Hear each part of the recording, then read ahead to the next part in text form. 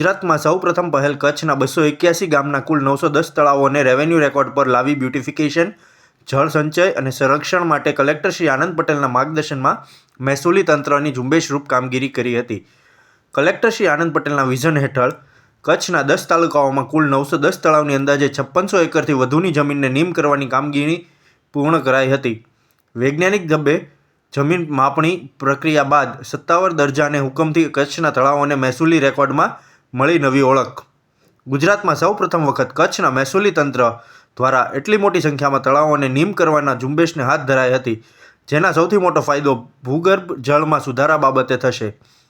આસપાસના વિસ્તારમાં tubewell, borewell અને કૂવાઓના જળસ્તર ઊંચા આવશે. આ સાથે કચ્છ જિલ્લા કલેક્ટર શ્રી આનંદ પટેલે સંબંધિત પ્રાંત અધિકારીશ્રીઓ, મામલતદારશ્રીઓ, લેન્ડ રેકોર્ડ ઓફિસર્સ સાથે બેઠક યોજીને તળાવની જમીનોના સંરક્ષણ, સંવર્ધન અને બ્યુટિફિકેશન માટે તળાવ નીમ કરવાનું અભિયાન ઝુંબેશરૂપ શરૂ કર્યું હતું.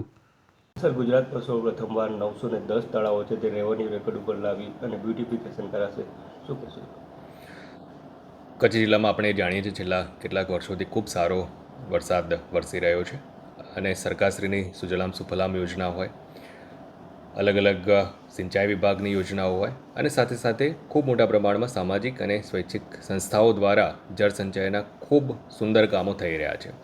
ત્યારે સ્થાનિક લેવલે એવા જળ સ્ત્રોતો કે જે મહેસૂલી ખાતે તળાવ તરીકે નીમ નથી થયેલા અને સરકારી જમીન તરીકે જ હાલમાં ચાલુ છે, જેના કારણે આ જે જળ સ્ત્રોતો છે એના ડેવલપમેન્ટ માટે, એના સંવર્ધન માટે, એના બ્યુટિફિકેશનની કામગીરી આપણે કરી શકતા નથી.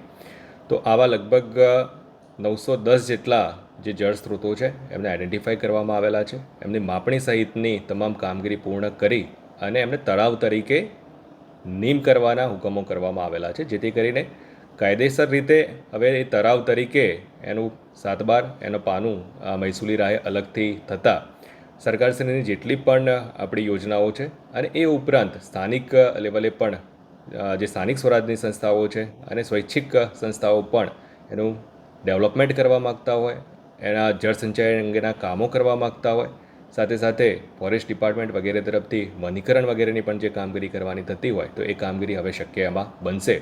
આ લગભગ 281 જેટલા ગામોમાં 910 જેટલા તળાવો આઈડેન્ટિફાઈ કરી અને નીમ કરવાની કામગીરી કરવામાં આવેલી છે અને એ હેઠળ લગભગ 5600 એકરથી વધારે જમીન માત્ર ને માત્ર તળાવના હેતુ માટે, જળસંચયના હેતુ માટે નીમ કરવામાં આવેલી છે.